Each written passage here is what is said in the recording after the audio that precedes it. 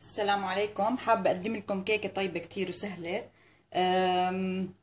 هلأ رح أقول على المقادير. كيكة الشوكولاتة طبعا، كيكة عادية مع صوص الشوكولا. هلأ عندي هون بيضتين، عندي كوب ونص طحين، عندي باكيت بيكنج باودر أو معلقة كبيرة ونص، عندي فانيلة السكر معلقة كبيرة، عندي 3/4 كوب السكر، عندي هون نص كوب لبن او زبادي، وعندي هون تلت كوب زيت عادي. هلا بالجات رح احط البيضتين واحط السكر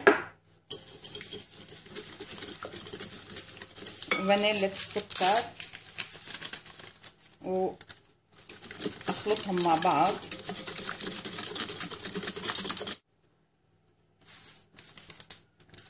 الزيت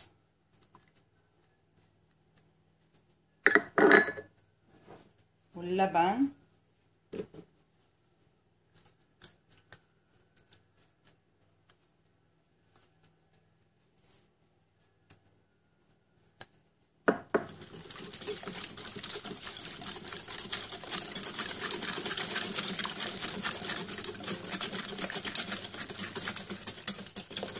رح احط الطحين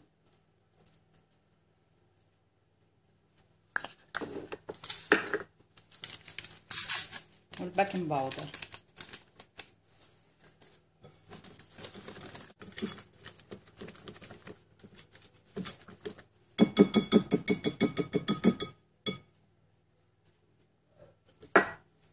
هلا عندي قالب دهنته بالزبدة والطحين، رح اضيف خليط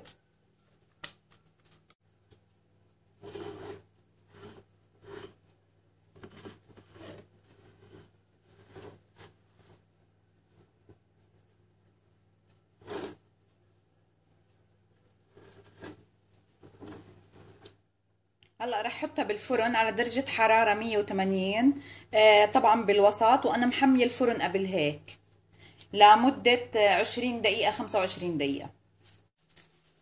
هلا انا هيك طلعت الكيكة من الفرن. طبعا بردت هون معي. هلا بدي اعمل الصوص. عندي هون كريمة 200 جرام كريمة، وعندي هون 200 جرام شوكولاتة. حط الكريمة، بس تغلي الكريمة تسخن راح احط الشوكولاتة. هلا راح احط الشوكولاتة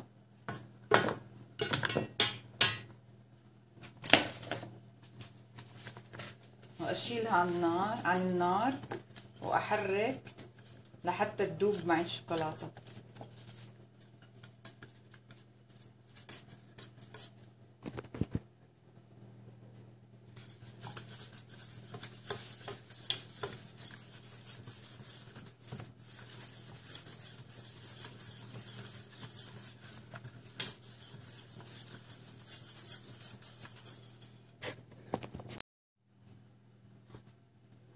هلا رح احطها على جنب بس عبين لا تبرد. هلا رح اقلب الكيكة.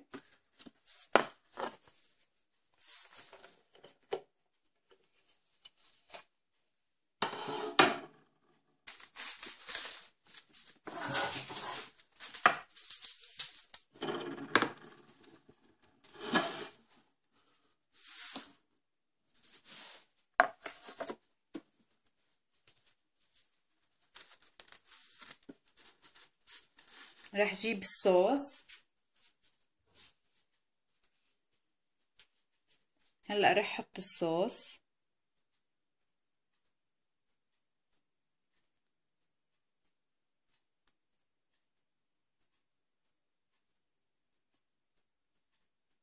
هلا رح تركه يبرد الصوص. هو برد شوي. رح تركه يبرد يعني تماما، وبعدين احط ازين بالشوكولاتة البيضة. هلا عندي هيك حطينا الصوص. رح احط الشوكولاتة البيضة. عندي هون مسيحة شوكولاتة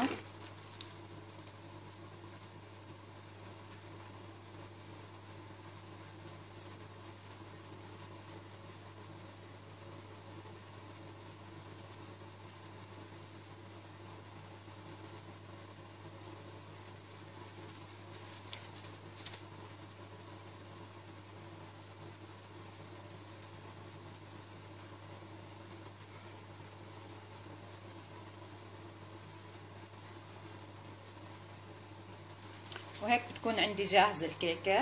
ان شاء الله بتمنى تنال اعجابكم، وصحة والف عافية.